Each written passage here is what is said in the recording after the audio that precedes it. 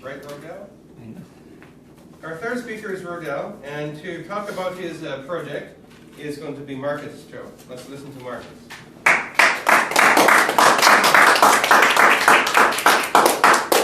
Okay, he is giving a speech. His project manual is advanced manual, storytelling, and project number 2, the moral of the story. So in this speech, he will make up his own story or use other story. But the thing is, there should be moral or lessons to learn in his speech.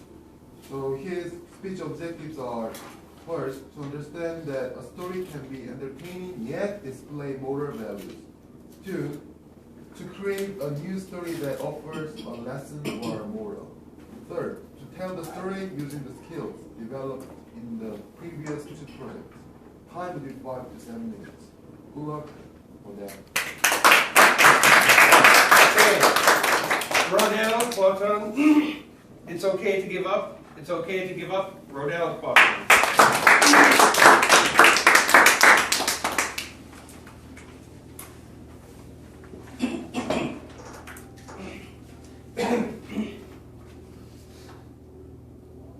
Do you have a dream? Yeah. This is not the one that you just had last night, because probably that would be a nightmare. What I'm talking about is the dream of having a wonderful life, a happy family, a stable career, an established business, or probably travel around the world. Mr. Toastmaster, fellow Toastmasters, dreamers, just like anyone else, I have a dream.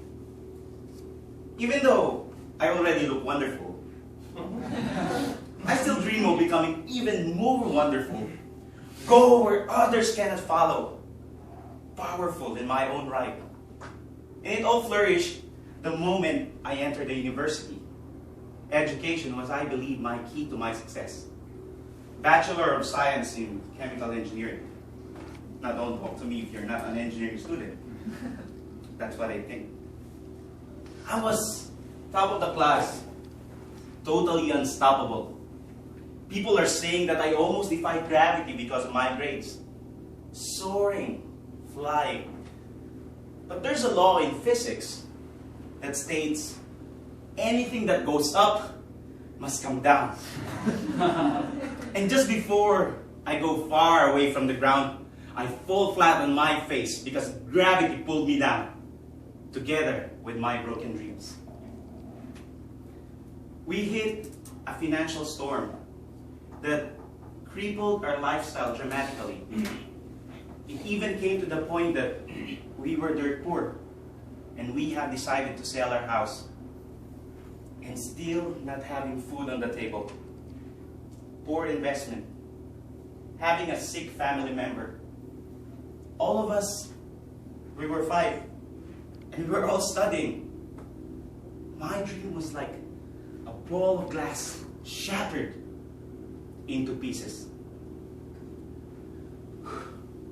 I was in despair, but I believe I need to do something.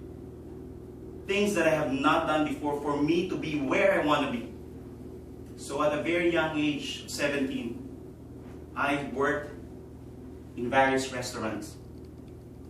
Thank God I'm smart, because I don't really have to bother about my subjects. But my struggle continues until the peak of my school years, wherein keeping myself at school and studying was getting harder and harder.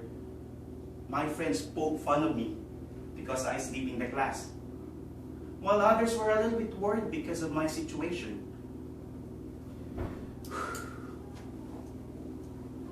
I just don't have time to study anymore. I don't know if I can do it. In one of my major subjects, I was on the verge of failing. But my professor was kind enough to give me last chance. So I did all my best to study. Oh my God, I know I can do this. I was hopeful. It was a roller coaster of an emotion the moment I saw the test. I was totally bewildered because the test was not the one that I have studied. Oh my God. I was so desperate trying to think. But there's nothing. I gave my paper to my professor. Empty. But with my name on it at least. And then I was trying to fight back my tears until he said, "So, you know what this means. See you next semester." His words were like hammer breaking me into pieces. My friends were trying to console me, but I just cried and said, "I give up and I quit. And there's no way that you're going to say that I'm okay because I'm not okay." After that event, I somehow became refreshed for some reason. Because my suffering has just ended. But after that, I still worked because I really had to. And then, I took all again the subjects that I have failed and made sure that this time I passed. Fast forward, ladies and gentlemen, I'm now a licensed chemical engineer, traveled 10 countries, and even counting, inspired to become a DTM soon. Don't teach me.